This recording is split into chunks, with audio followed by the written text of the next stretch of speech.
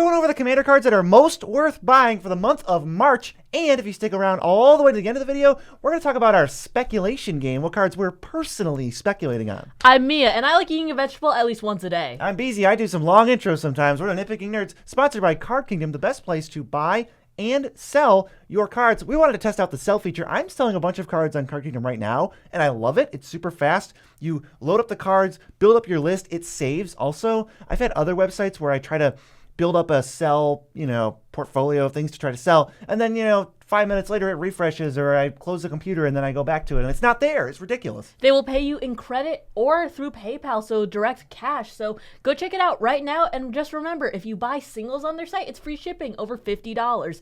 Also, we're sponsored by Dragon Shield, best sleeves in the multiverse. Good sleeves. If you use the code NERDS at checkout, you can save 5% of your real money tax dollars on your entire order. I also thought maybe it was worth mentioning that if you want to support the channel while shopping on Card Kingdom, you can bookmark the link that we have in the description so that they always know that we sent you. And also Moxfield, they're a sponsor of the video, but you won't find out why or how until later. And just wanted to do another little quick announcement. We have updated our Patreon. If you missed our little channel update video, it was kind of an important one. It means that it says that we are not doing live streams anymore, but you can still get your decks audited if you go to our Patreon. It's on the same tier. It's the same price that it would have been for live streams. So if you want deck audits, got to go to Patreon. That's the way to do it. This is better because you don't have to catch us live anymore. You can actually just send it to us, and you'll get one a month. If you just send it to us, we'll send it back before the end of the month, and then you could just get another deck checked out, or you could send the same one again. Great way to support the channel, especially as Mia goes full time. Absolutely, and we gotta send those cats to college. Yeah, so. that's a big factor in as well. But we got the cards, the commander cards we think are most worth buying for this month. We come at you every month. We got the finance tips,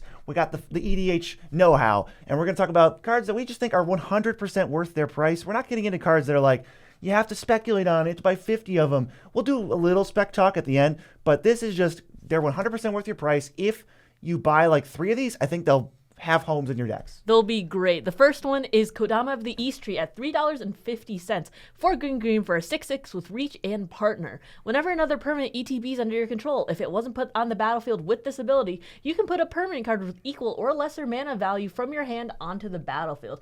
I love this in Selvala. I love this because you can flicker it and you can get free stuff. This is a great card, and for $3.50, it's amazing. Plus, it's only 6 mana, and in green, that's easy to get. This card's actually kind of busted. It feels like a combo enabler machine. There's so much that this does, where if you can play it on a turn where you have a lot of mana and then follow it up with 2 or 3 things, it feels like you're cheating. As long as you have access to card draw, it feels like you can't lose the game with Kodama out, because you play a 3-drop. Okay, great. Now you can put another 3-drop from your hand into play for free. It doesn't trigger the ability again, but when you can create tokens, which this doesn't say non-token for some reason, when you create tokens, it lets you put lands out. So if you're playing bounce lands or untapped shenanigans or whatever like that, looping the same triggers over and over is very easy with Kodama. I've had Kodama out in Selvala. I've done like Last March to the Ents, dumped a bunch of creatures, then dumped a bunch of lands or something, or like enchantments or whatever. Really, you can just keep doing that, and it's absolutely amazing. Plus, with this, since this has partner, you can just have some really crazy like commander shenanigans if you really want to. Yeah, there's nothing holding this back other than the fact that it's 6 mana, but it really doesn't have any of those safety words on it, so it just lets you go absolutely as ham sandwich as you want to go. And you know what? I'll say it. It's really good with Field of the Dead.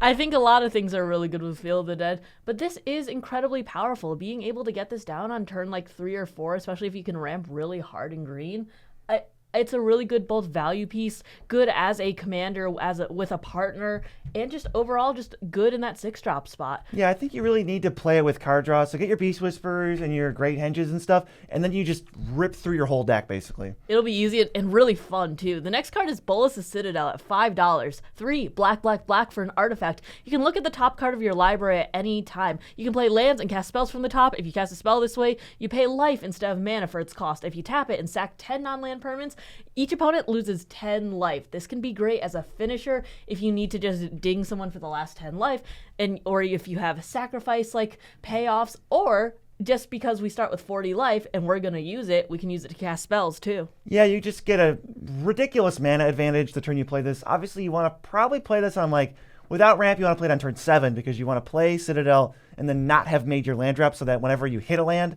you can at least draw it and then continue to get a clump of spells. Another reason MDFCs are pretty sick, because MDFCs, while I count them as lands, they can just be cast, for like little to no value off the top and then just let you keep going. Fetch lands, any way to reshuffle. Sensei's Divining Top goes off with this. It basically says pay 1 mana or pay 1 life, draw a card.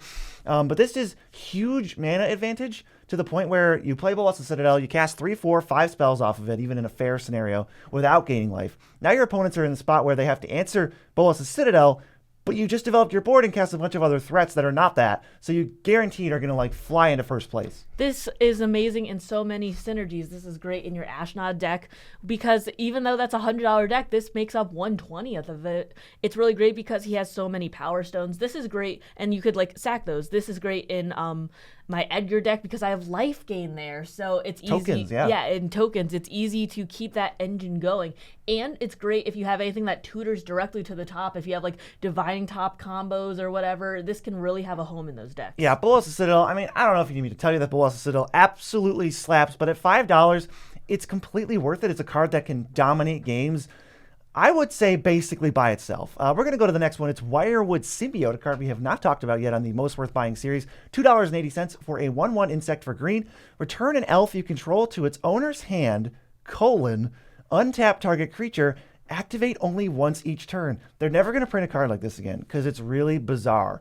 The cost of this ability is to return an elf. So if I have an elf that someone's trying to get rid of, or I want to preemptively save it from something, I pay the cost of this ability, which is put the elf into my hand, meaning this does not, like that part of the ability cannot be interacted with. You cannot stop that or do anything to it because it is paying a cost. So weird. But then you also get to untap a creature. And now, of course, in elf heavy strategies, we're going off. This card is sick. I have it in my Lathril deck, and I love it there, obviously, because it's just so elf-heavy. But a lot of the green decks where you do want to ramp with creatures are very elf-heavy because of the Arbor Elves, the Llanowar Elves, the Priest of Titanias, etc. And so I run this in like Sylvala too, because that'll help me untap Sylvala to actually get a lot more mana. I have a lot of those little mana dorks to return back to my hand, and it can kind of just fuel itself. Plus, it also says only once each turn, not once only during your turn.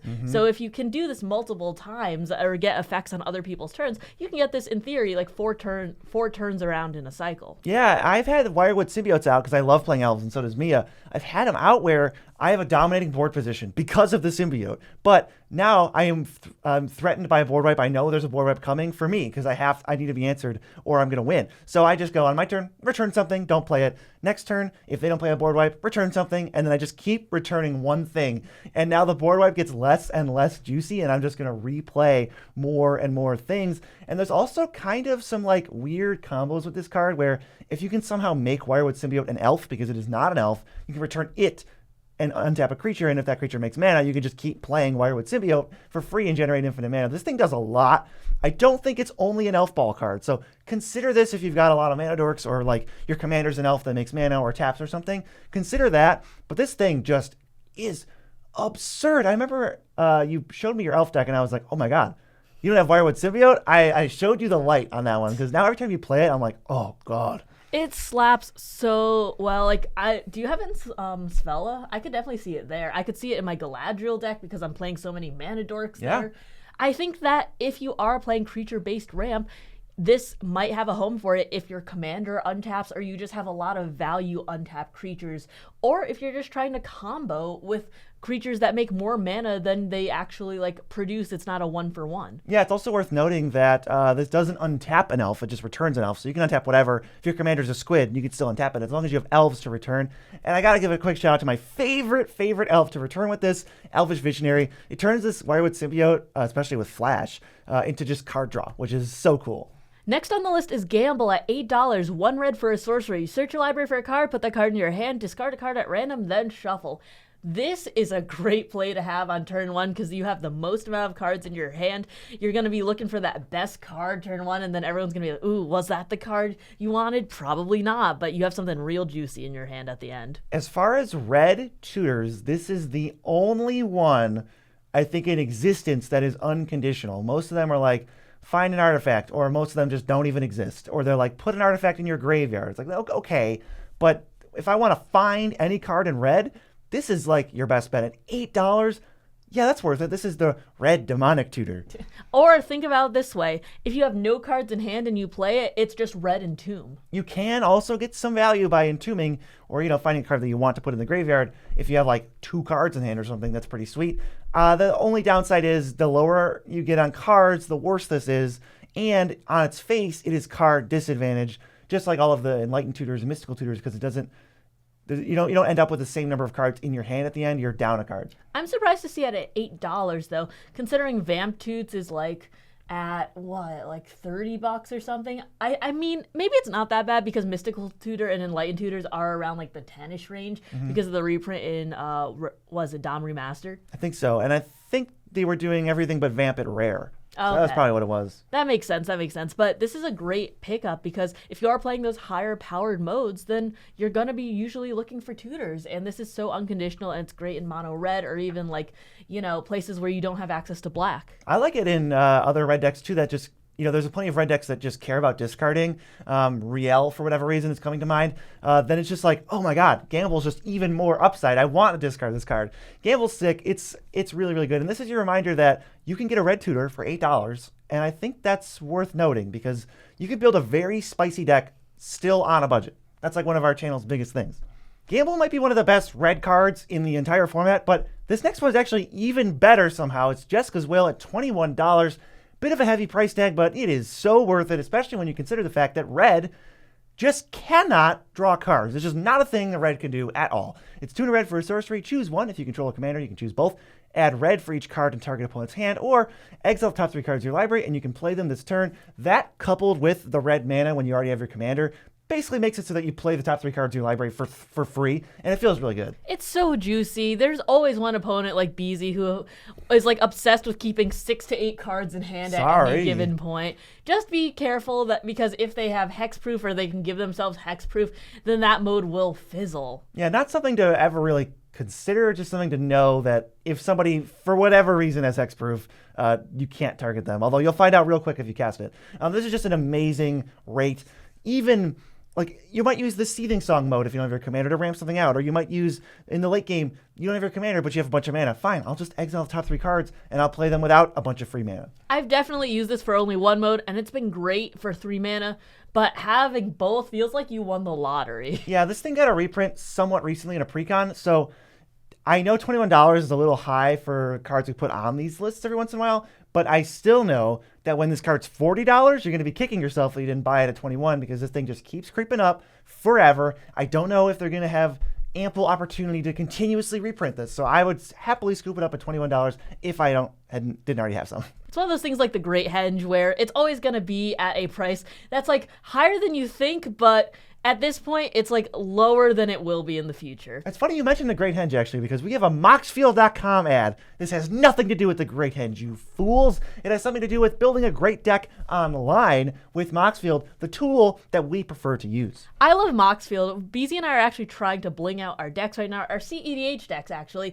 And if you mouse down to the bottom, you can see the Blingo meter. Which we did know about. To see about what percentage of your deck is foiled and what isn't. So it's really easy to look at and be like, oh, I only need a couple cards versus like, ooh, I've got a lot of work to do. How blinged was yours? What was your blingometer? 53, I think, which, I got some work. I think Kara was 77, so that's pretty sad because those cards are all pretty expensive. Yeah. But, it's cool to almost be done with the project. So go to Moxfield right now, build a deck, follow us, and get yourself some awesome deck building websites. Yeah, we're hoping to get to 10,000 followers. We're trying to race every other account because we're currently the most followed account, but anything could change. Anything could happen. But I want to go to a counterspell, a very fun counterspell, I will say. A counterspell that leads to very big, splashy plays, and it probably is a little bit less of a feel bad. It's Sublime Epiphany at $4.49. 4 blue for an instant, choose one or more. Counter target spell, activated or triggered ability. Return target non-land permanent to its owner's hand. Make a token that's a copy of a creature you control, or target player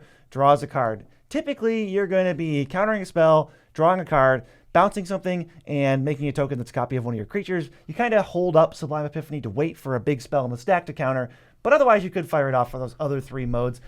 Activated or triggered ability, that's a once in a while type, gravy that we take. I think that it doesn't feel as bad because it is 6 mana, and we are putting a lot of 6 mana stuff in this list today. But this is such good value. If you are in the late game and you know something big is coming, you can just use either the first two to counter like a win attempt or something like that, and then you just happen to get a ton of value more. That's amazing. I think if you're one of those players who hates playing with or against counterspells, this is seriously one that I would recommend you try. It still does the thing of a counterspell, of stopping a spell that is problematic on the stack from resolving, and that's great for you. But you also get a bunch of other stuff, but it feels more like a big eventful play in the game that I think adds to the fun and the tension and doesn't take it away.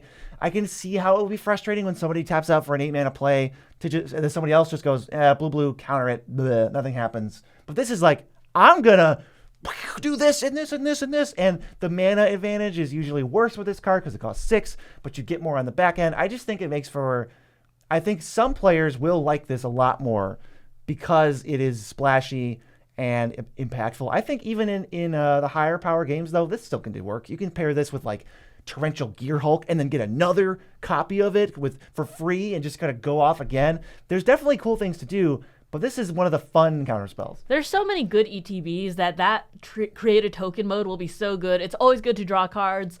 And I think that in general, you don't even need to use a counter a target spell, because in the late game, if you just need cards, you need another body, and you need to bounce a threat, it's not bad. Having that multimodal ability is what makes this card so good. Yeah, the other thing about this card, too, is that I think most counterspells with activated or triggered ability on them kind of suck, and I think this is a nice way to just throw it on for free, because every once in a while you're going to be able to take out like an Ictoflux Reservoir trigger or like an Emrakul take your turn trigger. So when that happens, it's super sick, and this is the tack down I want. I don't prefer Disallow. I don't think Disallow is very good. This is also pretty good because in blue, there are a lot of those cost reduction spells. Instants and sorceries cost one less for each counter on here. You know, if it's day or night, it costs one less, you know? So with this, it doesn't have to cost 6 mana. That's at its worst, it costs 6 mana. All right, what's next? This is not a card that costs 6, by the way. Next is Composer's Spring at $6.49. 1 green for a 1/3. Whenever an enchantment ETB is under your control, you can put a land card from your hand onto the battlefield tapped. If you control 6 or more enchantments instead, you can put a creature or land card from your hand onto the battlefield tapped. That's a lot of mana advantage if you have 6 or more, but just in general, it can ramp you there because you're getting so many cards from Enchantress decks to begin with. This is sort of a card I think in Enchantress decks you probably play alongside Kodama. It's got a very similar feel to it, but this card, especially in Enchantress really needs to go up cards, and you play your Enchantresses and you play your payoffs and you go boom, boom, boom, boom, boom, card. But then the problem with those decks always is that you have all the cards and you can't cast them fast enough, so if you end up losing, that's probably why. But with this card and other cards like it, like Exploration and Burgeoning and these types of additional land things, Dryad of the Elysian Grove, they let you get the lands out so that you can cast more spells, and it ramps up your mana production ramps up with your card selection, and it just ends up being to when this happens, you don't lose games. I really like this. Seeing this alongside of Sithis or something, I would be so nervous because it's like, okay, play a cheap enchantment, draw land, like, it doesn't say once per turn or once during your turn. It's just whenever. It can even be one of the token enchantments like the rolls that came out in Wilds. That's true. I think it was meant to work with a lot of that stuff too. So Composer Spring, kind of a card that doesn't exist a ton because it's like a precon, set booster type thing, and it wasn't in the main set, so harder to get. So $6.49 seems pretty fair to me. Next up is probably one of the best white cards ever printed. Certainly one of the best white cards of the last 10 years. It's Skyclave Apparition, $2.79. 1 white for a 2/2 ETB, exile up to 1 target non-land, non-token permanent you don't control with mana value 4 or less. And when it leaves, the exiled card's owner creates an XX blue illusion where X is the mana value of the exiled card. That is not get your card back. That is get a stupid token that is most definitely not your card, which is a huge upgrade from what I consider to be the bad versions of this card, which are Oblivion Ring, Banisher Priest, and Banishing Light also. This is like if you had Generous Gift stapled onto a creature. It's really awesome. I have Ingladriel, which flickers stuff, so this has been flickered back and forth to nuke like things on the board one at a time. They're only getting these like vanilla 3/3s, 4/4s, 2/2s back. That's worth it. Yeah, little tiny creatures don't Do not a game win. Is that the like phrase? Is that what they say? Yeah. Little tiny creatures do not a game win. Yeah. Yeah, but this is great. I've seen it in Carador do so much work because you keep bringing it back.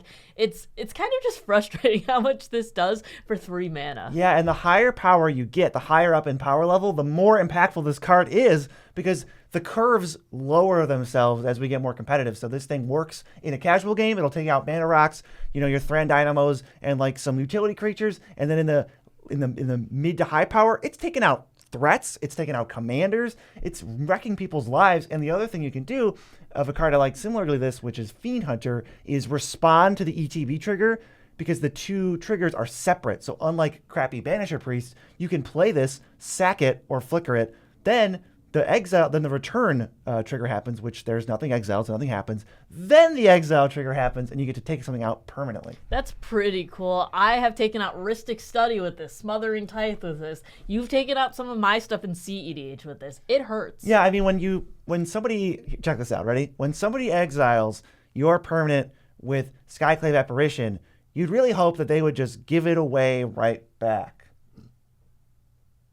Yes, I guess you could give it away right back, but speaking of giveaways, we are doing a Whatnot show for Friday. I really set you up pretty well. Absolutely. Friday, 7 p.m. Eastern Standard Time, we are giving away Fallout Collector Boosters on Whatnot for free. Come hang out with us. Come get our thoughts on the set because we're doing a speedy set review too. That is the official name. If you're wondering our dirty little secrets, our thoughts about Fallout, we're going to spew them all on Whatnot at 7 p.m. Eastern. But really, I want you guys to go because we have stuff to give away. It will be given away whether you're there or not. And I'd rather you guys win free stuff. I love giving you guys free stuff. I love hanging out with you guys. Come hang out. It's going to be great. It's going to be I would say, dare I say, a big event.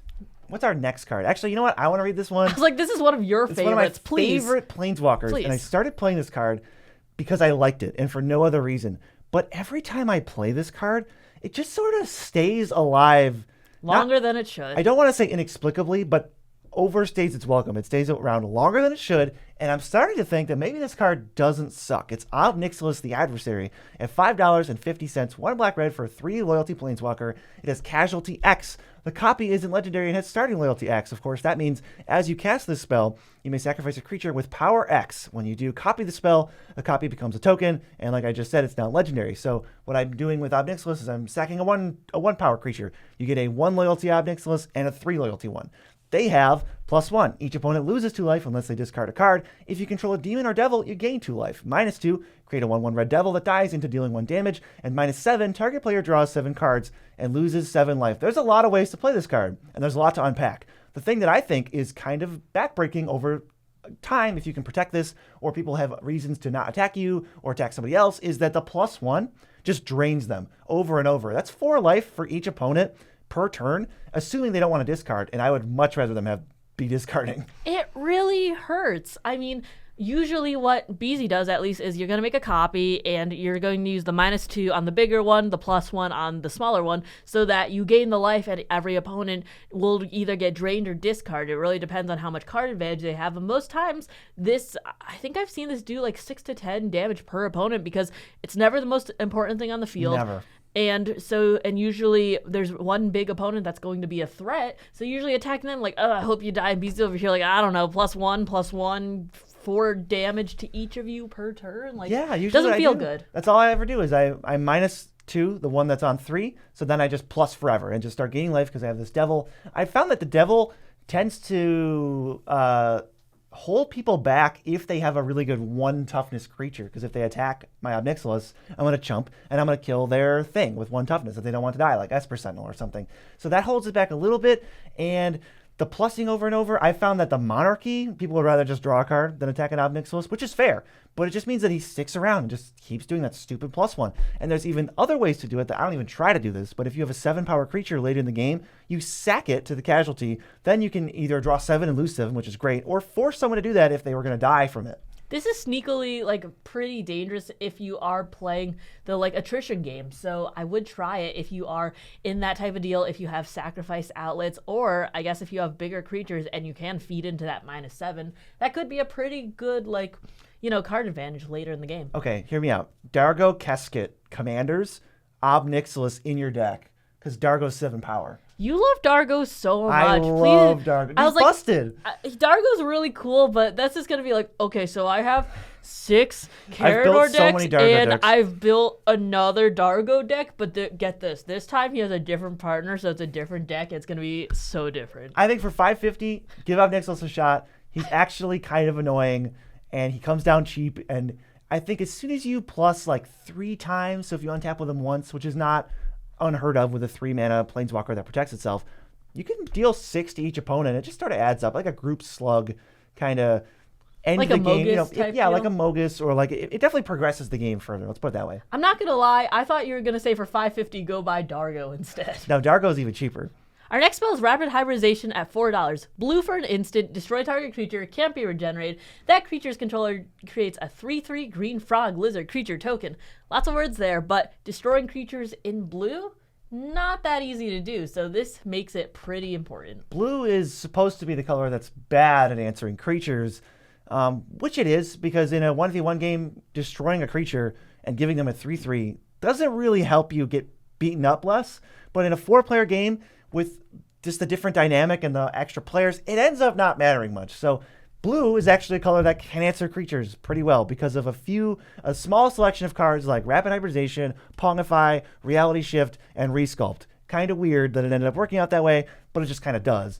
This has just got reprinted in Clue, I believe, as a Clue reprint, so it's down a little bit to $4, and this is one of the ones I think that your blue decks, if you don't include, like in a mono blue deck, let's say, and if you don't include the 4 cards I just mentioned, I think you actually might start having trouble answering creatures. So these things are important. I remember when this was like 7 or 8, and I was like, that's not worth it. But I could definitely see it at $4. I think that this is good to have as like a little mono blue or even like staple if you're not playing like white with your blue decks. Yeah, just a nice little bread and butter removal spell that you might not have known is down to $4. But I want to get to our speculation game because one of us, if you don't know, let's do the rules here. Speculation game, we buy 5 copies of a card just to see, with the intention of it might go up in price down the road, just to play a little game every month, and at the end of the year we'll see who's winning. But currently the speculation game, I am getting demolished. The previous spec I had on Kenra's Transformation last month, I'm down 30 cents, so that's not good at all. But what about yours?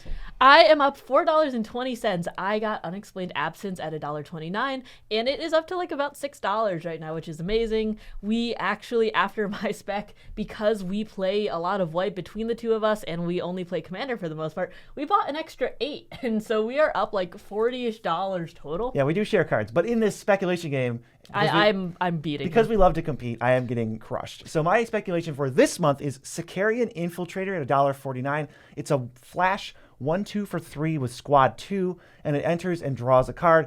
I love what this does. I think the modality of it is huge.